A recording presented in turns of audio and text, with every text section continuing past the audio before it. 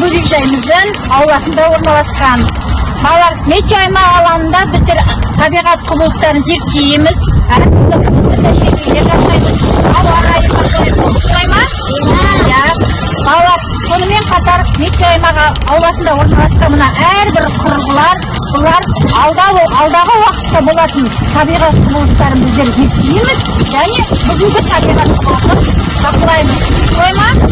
Кеше осы табиғаттың және ауа райының бүгінгі әртүрлі қыр-сыры туралы біздер қазір айналайын тобының балалары айтып беретін болады. Осы стакан ақылы жауын жаңбырды мөлшер арнайы дәптерге тікеміз. Келесі бізде бұлт бақылайтын терезе. Бұл терезе арқылы балалар біздер күнделікті аспандағы бұлттарды бақылап, оны арнайы дәптерге жазып отырамыз. Бақылайтын терезе.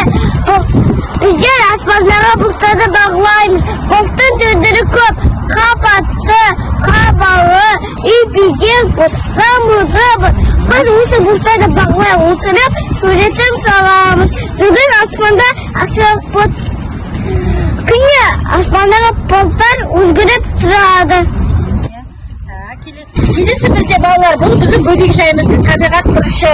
Бұнда біздер апта күндерін, тәулік мезгілдерін белгілеп, арнайы дәптерге оны да жазып отырамыз. Солай ма? Ол жерде біз бағыт таяқшасы арқылы жол мезгілі, апта күні, күн райы анықтап белгілейміз. Қазір жол мезгілі көктем, сәрсенбі, күн райы, күн ашық, күн суықты, тәулік мезгілі күндіз. Балалар, келесі бізде бұл құрал жиі-жиіні деп аталады. Бұл жиі-жиіні арқылы балалар біздер желдің күшін анықтаймыз. Солай ма? Желдің күші туралы кім айтып береді? Мен. Келе ғой. Желдің бұл құрал күшін көрсетеді. Желдің күшін көрсетеді. Қатты жел болғанда конус тәргісті жар ақсайды. Конустардай түрлері болады? Қатты жел. Түрлері болады, иә. Ал балалар, бүгін қандай жел тұрып тұр, қарайықшы? Қатты. Себебі? Конус тәрізді? Дұрыс айтасыңдар, жарайсыздар. Балалар, келесі бізде метео жәшік деп аталады. Бұл метео жәшікте біздер арнайы құрылғылар, термометр мен барометрді сақтаймыз.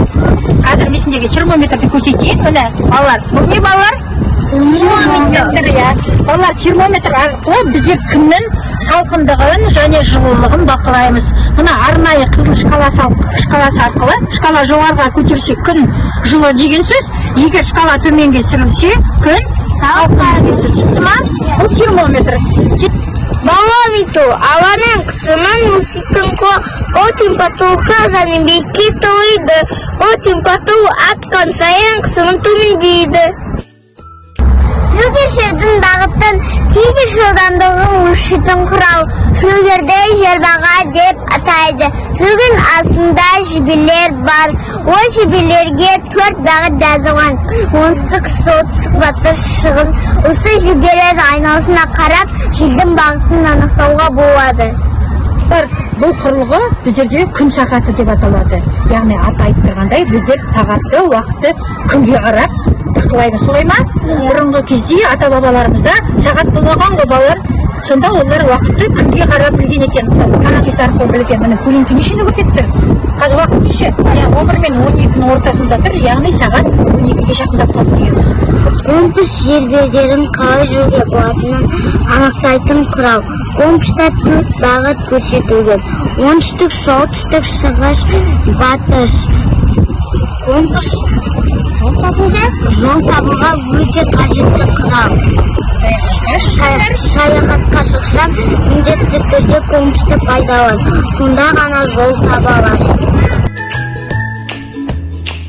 Айналасына көптеген басқа ара шөптер, басқа шөптер өсіп кеткен. Мындай жаман шөптер шығамыз.